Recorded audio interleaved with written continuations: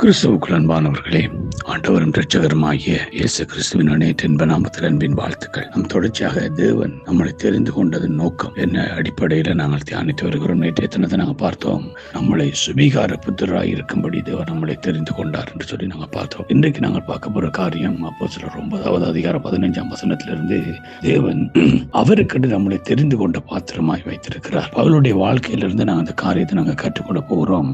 15வது வசனம் 9ஆம் அதிகாரம். அதற்கு கர்த்தர், நீ போ, அவன் புரஜாதிகளுக்கும் ராஜாக்களுக்கும் இஸ்ரவேல் புத்திரருக்கும் என்னுடைய நாமத்தை அறிவிக்கிறதற்காக நான் தெரிந்து கொண்ட பாத்திரமாயிருக்கிறான். ஆமென். தேவன் பவுலை தெரிந்து கொண்டார். அவன் சவுலாக இருந்த பொழுது அங்கே தேவனுடைய தாசர்களை துன்பப்படுத்தினவனும் சிறையில் வைக்கிறதுக்கு காரணமா இருந்தவனுமாக அங்கே கொலை செய்யப்படுவதற்கு ஏதுவானவனுமாக இருந்த அந்த பவுலுடைய வாழ்க்கையில கர்த்தர் வந்தார். அவனை மாற்றின பொழுது ஆண்டவர் சொன்னார், புரஜாதிகளுக்கும் இஸ்ரவேல் புத்திரருக்கும் ராஜாக்களுக்கும் என்னுடைய நாமத்தை அறிவிக்கிறதற்கு நான் தெரிந்து கொண்ட என் பாத்திரம். ஆண்டவருடைய பாத்திரமாய் பவுல் இருந்தார். தேவன் தெரிந்து கொள்கிறார். எப்படிப்பட்ட ஒரு மனுஷனை தேவன் அவருக்கு உகந்த பாத்திரமாய் அவர் தெரிந்து கொள்கிறார்.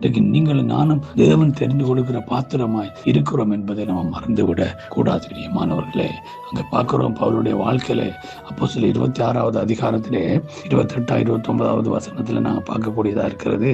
அப்பொழுது அகிரிப்பா பவுலை நோக்கி, நான் கிறிஸ்தவன் ஆகிறதற்கு கொஞ்சம் குறை நீ என்னை சம்மதிக்க பண்ணுகிறாய் என்றான். அதற்கு பவுல், நீ மாத்திரமல்ல, இன்று என் வசனத்தை கேட்கிற யாவர் கொஞ்சம் குறை மாத்திரமல்ல, இந்த கட்டுகள் தவிர முழுவதும் என்னை போலாகும்படி தேவனை வேண்டிக் கொள்கிறேன் என்றான். ஆமே. பாருங்க, அங்க ராஜ சபையில அகிரிப்பா ராஜாவே ஆண்டவருக்குள்ள கொண்டு வர அந்த பிரசங்கம். அவன் அகிரிப்பா ராஜா வச்சு கொஞ்சம் குறை என்னை கிறிஸ்தவனாக சம்மதிக்க பண்ணுகிறான். அவன் தேவன் என்ன நோக்கத்துக்காக அவனை தெரிந்து கொண்டாரோ அந்த நோக்கத்துக்கு நேராக அவரை நடத்துகிறார். காரணம் என்னடா, பவுல் தன்னை அந்த பாத்திரமா இருப்பதுக்கு தன்னை அர்ப்பணித்தபடினாலே, தேவன் தெரிந்து கொண்ட பாத்திரமாய், தேவன் பயன்படுத்தப்படுகிற பாத்திரமாய் தன்னை அர்ப்பணித்தபடினாலே அங்கே பார்க்கிறோம் அவனுடைய வாழ்க்கையில அங்கே தேவன் சொன்னபடியே ராஜாக்களுக்கு முன்னால, புரஜாதிகளுக்கு முன்னால, மிகப்பெரிய இஸ்ரவேல் புத்திரருக்கு முன்னால் மிகப்பெரிய ஒரு பெரிய எழுப்புதல், ஒரு மாற்றத்தை, ஒரு புரட்சியை உண்டு பண்ணினான். எபேசியர் புத்தகத்திலே 3வது அதிகாரம் 7ஆம் 8ஆம் வசனம் இவ்வாறு சொல்கிறது, தேவனுடைய பலத்த சத்துவத்தை